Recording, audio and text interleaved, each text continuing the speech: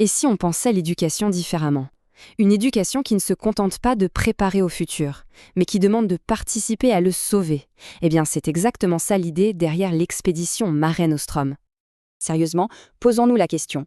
Qu'est-ce qui se passerait si les leçons qui nous marquent le plus, eh bien, elles ne s'apprenaient pas assis à un bureau, mais sur le pont d'un grand voilier, en pleine mer Méditerranée? Allez, on entre dans le vif du sujet, parce qu'on parle ici d'un voyage assez épique, une traversée sur cette mer qui a vu naître tant de civilisations. Et pour rendre tout ça possible, il faut un navire, et ce navire, c'est le Pelican of London. Alors là, on oublie les salles de cours et les campus universitaires. Pour cette expédition, la salle de classe, c'est ce grand voilier incroyable. Et attention, ce n'est pas n'importe quel bateau.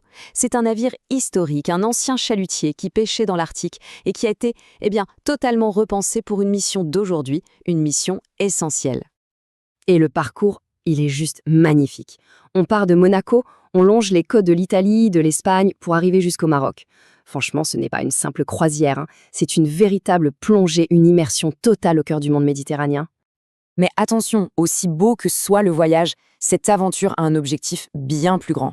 On parle ici d'une véritable mission, une mission pour notre planète.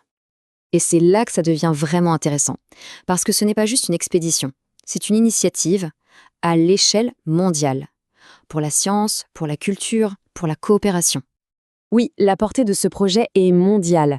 L'expédition contribue directement à la grande mission de l'ONU pour protéger la vie sous-marine, avec le soutien de partenaires comme l'UNESCO. Chaque mile nautique a un but bien précis, renforcer ce qu'on appelle la résilience marine. En gros, ça veut dire quoi? Ça veut dire aider les écosystèmes à mieux résister aux menaces, comme le changement climatique ou la pollution, pour pouvoir préserver ces milieux qui sont juste vitaux. Bon, et les participants dans tout ça, quel est leur rôle? Eh bien, c'est là que l'aventure prend une toute autre dimension. On passe d'étudiants à scientifiques. Il y aura un équipage très sélect, composé de seulement 40 étudiants. 40, c'est tout. 40 personnes pour une mission qui promet de changer une vie. Et ces participants ne seront pas là pour prendre des notes passivement, non. Ils deviennent de vrais scientifiques qui mènent des recherches sur le terrain en temps réel. Ils sont en fait la prochaine génération de celles et ceux qui vont faire bouger les choses. Toute l'expérience repose sur 3 grands piliers. Premier pilier, la science et la recherche. Il s'agit de contribuer à des études marines essentielles. Deuxième pilier, l'éducation et la culture, pour une immersion totale dans un apprentissage qui dépasse les frontières. Et enfin, le troisième pilier, la communication et l'impact. Parce que c'est bien de faire des recherches, mais il faut aussi apprendre à communiquer dessus pour entraîner un vrai changement. En fait, l'idée c'est de transformer toute la Méditerranée en un campus à ciel ouvert. L'expédition va s'arrêter dans 7 ports différents. Et à chaque escale, l'apprentissage continue à terre. Il y aura des rencontres, des échanges avec les communautés locales, les universités, les ONG. C'est vraiment une immersion complète. Alors, la question qui se pose maintenant, c'est comment faire pour rejoindre cette mission? Jetons un œil aux dates importantes. Les inscriptions sont ouvertes dès maintenant.